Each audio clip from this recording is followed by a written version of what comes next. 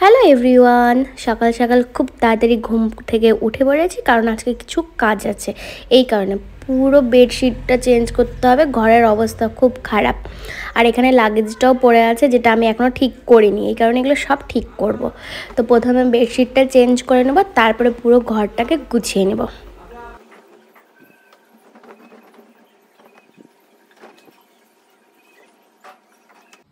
আমার পুরো রুম একদম পরিষ্কার হয়ে গেছে, সব কিছু গুছিয়ে নিয়েছি। আর তারপরে এসেছি হলো ছাদে।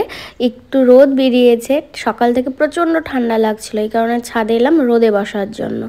আর তারপরে এখানে দেখো গোলাপ ফুলটা এত ভালো লাগে দেখতে, বেশ সুন্দর লাগে। আর ভাবলাম অনেক দিন গাছে জলও দেওয়া হয়নি, গাছগুলোতে জল দিয়ে দিই। কারণ মিডিলে 2-3 দিন বাদ দিয়ে তারপরে হলো গাছে জল দিই, কারণ সেইভাবে তো রোদ উঠছে না, এই কারণে। তো সব গাছগুলোতে জল দিয়ে দেবো। আর এই হাজার করে যে গোলাপের গাছগুলো আছে এত পরিমাণে ফুল দিচ্ছে, আর এইগুলোতে সার দিতে হয়। আর সার হিসাবে আমি এখানে ইউজ করি সবজির চোচা, যেগুলো মানে আমি এখানে একটা গর্ত করেছি, গর্তের মধ্যে এই সবজির চোচাগুলো ঢেলে দিব।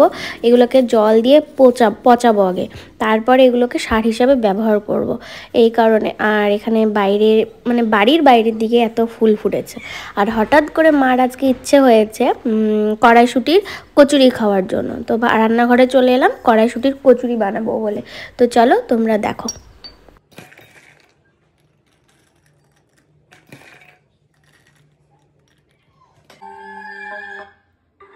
ये लिखित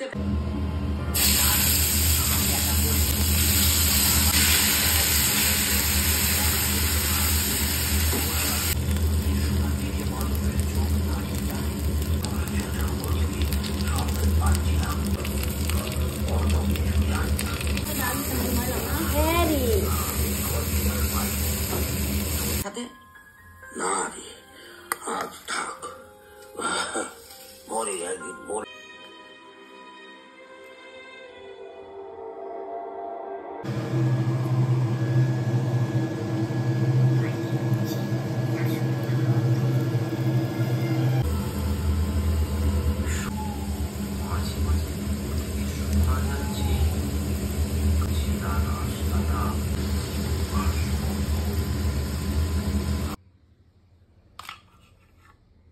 কচুরি করা হয়ে গেছে আর মা এখানে শুয়েছিল, তো মাকে নিয়ে এসে দিলাম।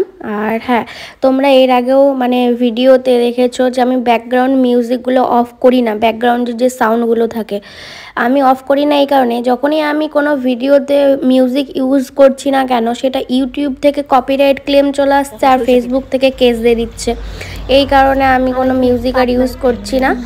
আর এখন আমি আর সাথে যাচ্ছিলাম হলো একটু সরিষা খেতে ভিডিও শ্যুট করার জন্য, দেখতে খুব ভালো লাগছিল। আমরা নর্মালি চলে যাই এইভাবে, তো আর কি।